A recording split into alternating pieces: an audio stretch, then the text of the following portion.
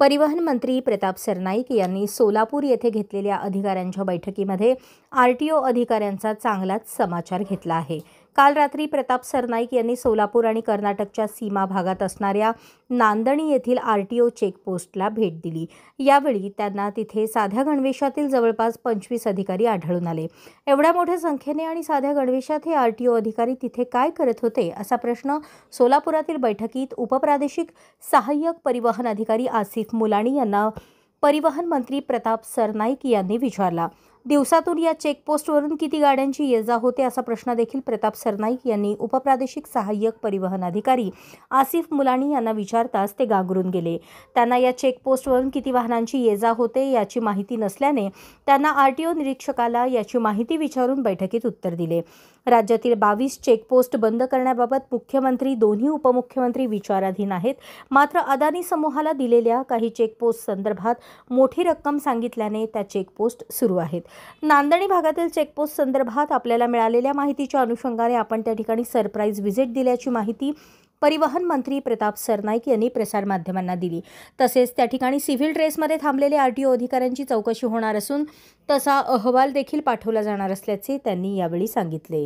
नाही बघा, आता त्या खात्याचा मंत्री आणि शासनाचं असं धोरण आहे की सगळे चेकपोस्ट बंद करावेत, परंतु जे अदानीला दिलेले चेकपोस्ट आहे त्या चेकपोस्टची जी किंमत आहे ती त्यांनी जास्त मागणी केलेली आहे, त्यामुळे ते चेकपोस्ट सध्या कार्यरत आहे। परंतु शासनाची आणि माननीय मुख्यमंत्र्यांची स्पष्ट भूमिका आहे की कुठल्याही परिस्थितीमध्ये हे जे चेकपोस्ट आहे 22 चेकपोस्ट राज्यातले ते सर्व बंद करावेत आणि त्या संदर्भातल्या सूचना माननीय मुख्यमंत्री आणि परिवहन मंत्री म्हणून मी दिलेल्या आहेत। पण काल अचानक ह्या आमच्या सोलापूर कर्नाटक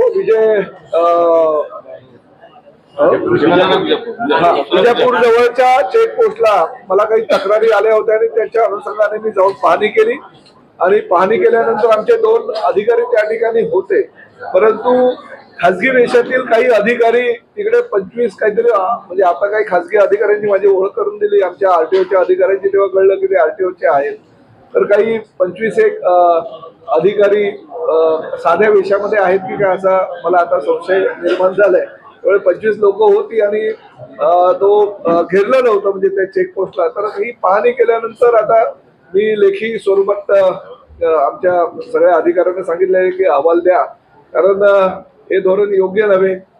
माननीय मुख्यमंत्री माननीय दोन्ही उपमुख्यमंत्र्यांनी असे निर्देश दिलेले आहेत की चेकपोस्ट सगळे राज्यातले रद्द करावेत आणि अशा परिस्थितीमध्ये परिवहन मंत्री त्या जागेवर जाऊन पाहणी केल्यानंतर काही गोष्टी जर निदर्शनास आल्या असेल तर माझ्या खात्याचे अधिकारी कसं काय काम करतायत त्या संदर्भातला अहवाल घेणं माझं कर्तव्य होतं, म्हणून मी त्यांना तसा अहवाल द्यायला सांगितलेलं आहे। वजन असतं म्हणजे कुठलं वजन असतं हे आता मी काल बघायला गेलो होतो आणि मी काही ट्रक आहेत काही टेम्पो आहेत त्याचं सुद्धा वजन बघितलं, किती त्यांचं वजन आहे आणि किती त्या वजनाचा सदुपयोग आणि दुरुपयोग होतो।